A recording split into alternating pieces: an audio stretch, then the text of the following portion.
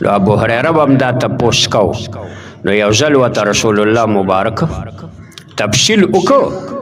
چې زه تا ته د خطرې یو ټیم ښیمه که چېرې دا ټیم راغی نو بیا ته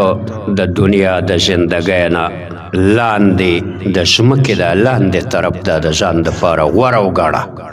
ځکه په دې بره حصه به تا ته هېڅ قسم سکون اطمینان دا به تا ته نه میلاویږي نو ابو هریره ته وی عزت خزل فیع دیولا کله مالفه سرکاری مال ته وی څومره چې د حکومت پیداوار دی او حکومتي آمدنونه دي سرکاری آمدنونه چې ورته وی ټکسونه او برآمدات او ذخایر او د اوبو ګټه زه ابل کال توربیله ډیم ته تلم چا روټۍ کړې وه تاسو ته د یو ټکي په دې ورسک ډیم کې 6 جرندې دي د بجلی پیدا کولو او په توربیله کې 12 جرندې دي اسانو ټکو کې تاسو جرنده دا وړه چې پک مونږ کوو او دا جرندې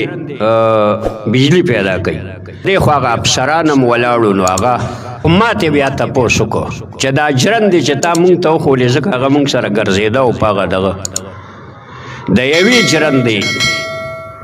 آمدن څومره دی نو هغه ما ته وویل چې یوه جرنده په 24 غنټو کې 80 کروڑه روپۍ پیدا کوي دا د یوې جرندې آمدن دې ته سرکاري برآمدات وایي ښه چې یوه جرنده 80 کروڑه روپۍ پیدا کوي که نه په 24 غنټو کې نو 12 جرندې وه او 6 ورسره هغه که نو 12 او 6 څو شوې 18 شوې تقریبا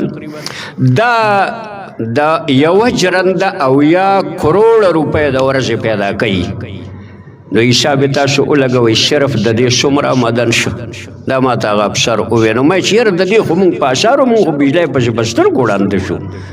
او دا حالات دي نو هغه صرف مسکې قدر شه نو هغه ما ته هېڅ هم ونه ویلی شو زه هم پوهېدم او هغه هم پوهېده چې دا خو بل آمدن دی یقین وکړه که صرف دا یو آمدن مونږ دې صوبې ته ورکو که نه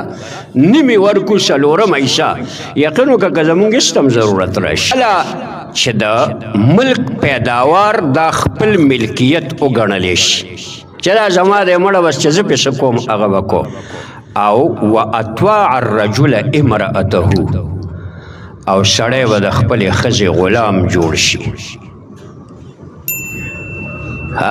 لږ خپلو کورونو کې سوچ فکر وکئ نو دا یوه معنا ده او دویمه د دې عمومي معنا ده عمومي معنا دا ده چې زنانو اختیارات پر ورو زیاتېږي نو دویم صورت به دا راشي چې زنانه وعق امه وادنا صدیقه دا خطرناک ټکی دی رسول الله مبارک وی چې د مور او پلار نافرمانی به شروع شي او یاری دوستی به مضبوطې شي ستاسو د سکول او د کلاس دوستي دا به د مور پلار د دوستی نه مضبوطی خلق به د دوستانو خاطر کوي خو د مور او پلار خاطر به ختم شي او دا به ډېر خطرناک حالت وي جوماتونو کې به چغې او سورې ډېرې شي زموږ دستربندی خو وینئ که دا حالت چغې او سورې او یو بد حال ورسره وساد القبیلة فاسقهم د هر یونین کونسل ممبر دا به د دغه یونین کونسل فاسق او فاجر سړی داسې ده که نه ده د یو قبیلې سردار دا به د دغه قبیلې بدکاره سړی وي نو په خپلو مشرانو باندې لږ نظر واچوي حکمرانانو باندې بغیر د بدکارو او د نشو او د تماشو نه زموږ او ستاسو تمام امانات او د وطن برآمدات دا زمونږ د مشرانو په عیاشو باندې خرچ کیږي ساد القبیلة فاسقهم وکان زعیم القوم اکثرهم او بیا د ټول قوم مشر یو د قبیلې مشر دی یو د قوم دی دا به د ټولو نه رسیل او خراب سړی وګرځي ورپسې اخرنی ټکی یکرم الرجل مخافة شره یو سړی به د یو سړي د یارې نه د هغه څه شی کوي یقین په خدای وکړه چې مونږ پولیس ته د یارې نه سلام کوو که نه کوو او تاسو د خپل استادانو ته د یارې نه سلام کوئ د دې وجې نه چې دا مې استاد دی یارېږې تی چې که زه شاخوا دی خو کوم بیا خو ما وهي نو ټول کارونه به د یارې شي هغه اخلاص به څه شی شي اخلاص دې ته وایي چې ته د خپل استاز نه په زړه کې دننه خوب چې دا زما مربي او آقا دی